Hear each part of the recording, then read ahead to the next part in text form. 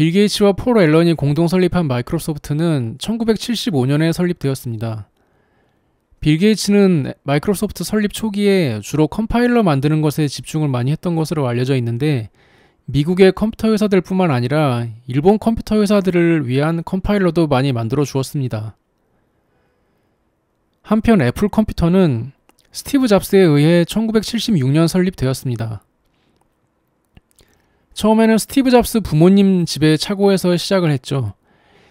이 회사는 설립 직후 애플 1이라는 개인용 컴퓨터를 만드는데, 애플 1은 당시에 10명 미만이었던 애플 컴퓨터 직원들이 스티브 잡스 부모님 집 차고에서 매일매일 밤을 새워서 200여 대를 만들었다고 알려져 있으며 200여 대가 전부 다 완판이 되었습니다. 모니터, 키보드도 없고 케이스도 없이 그냥 기판만이 존재했습니다. 당시 미국 컴퓨터 업계에는 애플 1 말고도 다른 개인용 컴퓨터들도 있었는데 대부분 키트 형태로 판매되고 있었고, 전문 지식을 가진 사람이 키트를 하나하나 조립해서 사용해야 하는 불편함이 있었습니다. 하지만 애플 1은 케이스 없이 기판만이 제공되었지만 모든 것이 다 탑재된 완벽한 메인보드였고, 모니터와 키보드만 연결하면 바로 사용이 가능할 정도로 완성도가 높았습니다. 애플 1은 지금 전 세계적으로 50여 대 정도밖에 남아있지 않다고 하고요. 구동이 가능한 것은 전 세계에 6대밖에 없다고 합니다. 그중 한 대는 제주도의 넥슨 컴퓨터 박물관에 전시되어 있습니다. 애플 1의 설계자인 스티브 워즈니악이 제주도를 방문했을 때 박물관에 들러서 사인을 해주고 갔다고 하죠. 그러다가 1977년 애플 2가 나오게 되는데, 이것은 최초의 일체형 개인용 컴퓨터였고, 애플 1과는 달리 그럴싸한 케이스에 담겨 있었고 키보드 일체형이었습니다. 10명 미만의 직원들이 밤새도록 조립한 애플 1과는 달리 애플 2는 공장에서 대량 생산되었으며 이것이 대량 생산된 세계 최초의 개인용 컴퓨터입니다. 애플 2는 정말 전 세계적으로 엄청난 양이 팔려나갔고 스티브 잡스는 세계적인 갑부가 됩니다. 애플 2의 경쟁자는 꽤 오랜 시간 동안 등장하지 않았습니다. 애플 컴퓨터사는 애플 2 시리즈 하나 가지고 70년대와 80년대의 개인용 컴퓨터 시장을 아주 오랫동안 지배하게 됩니다. 그러다가 IBM이 애플 2를 견제하기 위한 개인용 컴퓨터 개발에 들어갑니다. IBM은 70년대에 전 세계 컴퓨터 시장을 지배하던 글로벌 대기업인데, IBM은 서버용 컴퓨터만을 전문적으로 제조하던 기업이었고, 사실상 IBM 정권이었던 70년대의 컴퓨터 세상은 서버실에 한 대의 서버가 있고 각 직원의 자리에는 단말기만이 놓여있는 세상이었습니다. 그 단말기에는 아무런 연산 능력이 없었고, 사용자가 화면에 입력하는 글자를 서버로 보내주고 서버에서 오는 결과를 사용자에게 보여주는 역할밖에 하지 않았습니다. 그러다가 70년대 후반에 애플2가 큰 성공을 거두자 IBM도 개인용 컴퓨터 시장에 욕심이 생긴 것입니다. IBM에서는 거창하게 IBM PC 프로젝트를 발동시킵니다. IBM PC는 IBM 퍼스널 컴퓨터라는 뜻입니다. IBM은 자사의 위대한 엔지니어들을 이런 장난감 프로젝트에 동원할 마음이 없었습니다. 그래서 CPU와 OS를 대충 중소기업에게 외주를 줘서 6개월 만에 빨리 끝내려는 결심을 합니다. 그래서 CPU는 중소기업 인텔에게 OS는 중소기업 마이크로소프트에게 외주를 주게 됩니다. 빌 게이츠는 처음에 IBM의 제안을 거절했습니다. 빌 게이츠는 이렇게 말합니다. 우리는 컴파일러를 주로 만드는 회사다. OS는 하지 않는다. OS라면 CPM으로 유명한 게리 킬달에게 찾아가 보라, 이렇게 조언을 합니다. 하지만 게리 킬달이 IBM의 제안을 또 거절하게 되고 IBM 직원들은 다시 빌 게이츠를 찾아갔고, 세계 1위의 갑부가 되는 기회는 결국 빌 게이츠가 가져가게 됩니다.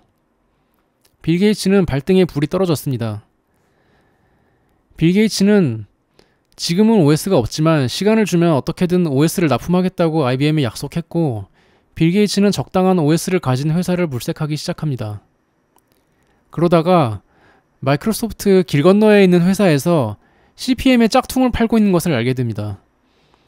그 회사는 큐도스라는 운영체제를 만들고 있었죠. 큐도스는 Quick and Dirty Operating System이라는 뜻이었습니다. 급조된 더러운 운영체제라는 뜻이었습니다. 급조된 더러운 OS를 사들인 빌 게이츠는 아예 소스코드를 통째로 사들였고, 이것을 PC도스라는 이름으로 리브랜딩을 해서 IBM에 납품합니다. 아마 세계에서 가장 성공적인 리브랜딩 사례가 아닐까 하는 생각이 듭니다. 그렇게 IBM PC가 탄생했고 IBM은 매우 대인배다운 모습을 보이며 다른 컴퓨터 회사들이 IBM PC와 호환되는 컴퓨터를 마음껏 만들 수 있게 허용합니다. 하지만 그렇게 IBM이 IBM PC 아키텍처를 오픈을 했다고 해도 각 컴퓨터 제조사들 입장에서는 이제 OS는 어떻게 해결할 거냐의 문제가 남습니다. 그런데 빌 게이츠가 IBM과 OS 납품 계약을 할 때 마이크로소프트는 IBM 말고 다른 컴퓨터 회사에도 도스를 납품할 수 있다는 조항을 넣어달라고 요구했었고 IBM은 별 생각 없이 이 제안을 수락합니다. 그래서 마이크로소프트는 더러운 급조된 OS를 IBM한테는 PC도스라는 이름으로 납품하고 델, HP, 컴팩 등 다른 회사들한테는 MS도스라는 이름으로 납품을 하게 됩니다. 그리고 일반 소비자 대상으로도 마이크로소프트 도스 패키지 제품을 팔았습니다. 그리고 IBM PC에 인텔 CPU가 들어가는 것도 당시에는 독점 계약이 아니었습니다. 그래서 델, HP 등의 컴퓨터 회사들은 마이크로소프트에서 MS-DOS를 공급받고 인텔에서 CPU를 공급받아서 IBM PC와 100% 호환되는 컴퓨터를 마음대로 제조할 수 있는 길이 열린 것이었습니다. IBM은 전 세계에 수만 명의 직원들을 거느린 공룡 기업이었고 델이나 컴팩 같은 회사들은 상대적으로 작은 기업들이었습니다. 그래서 델이나 컴팩에서 나온 PC들은 너무나 저렴했고 IBM 오리지널 PC는 정말 미친듯이 비쌌습니다. 중소기업들이 만드는 IBM 호환 PC들은 너무나 잘 팔렸고 IBM 오리지널 PC는 아무도 사는 사람이 없었고 그렇게 IBM은 전 세계 컴퓨터 시장에서 조금씩 주도권을 잃게 됩니다. 그래서 세계 PC 시장은 인텔과 마이크로소프트의 공동 정권이 이끌어가게 됩니다. 우리나라 정치사에 DJP 연합 같은 것이 탄생한 것이죠. 사람들은 이 체제를 윈텔 체제라고 불렀습니다. 처음에 IBM은 개인용 PC 시장에서 주도권을 뺏긴 것에 대해 그렇게 심각하게 생각하지 않았습니다.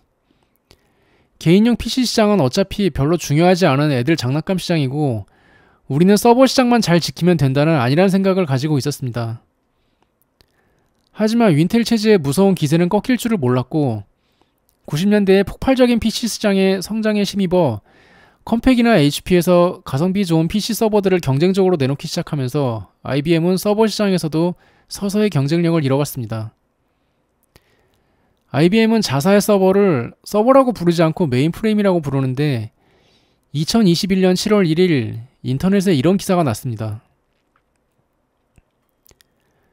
네, IBM 메인프레임이 70년대부터 시작해서 최근까지 지켜나가고 있던 은행권 시장, 정말 최후의 방어선이었던 이 시장마저 이제는 메인프레임을 모두 걷어내 버렸습니다. 그렇게 IBM은 역사의 뒤안길로 사라졌습니다. 이상 IBM PC의 탄생 과정에 대해서 알아보았습니다.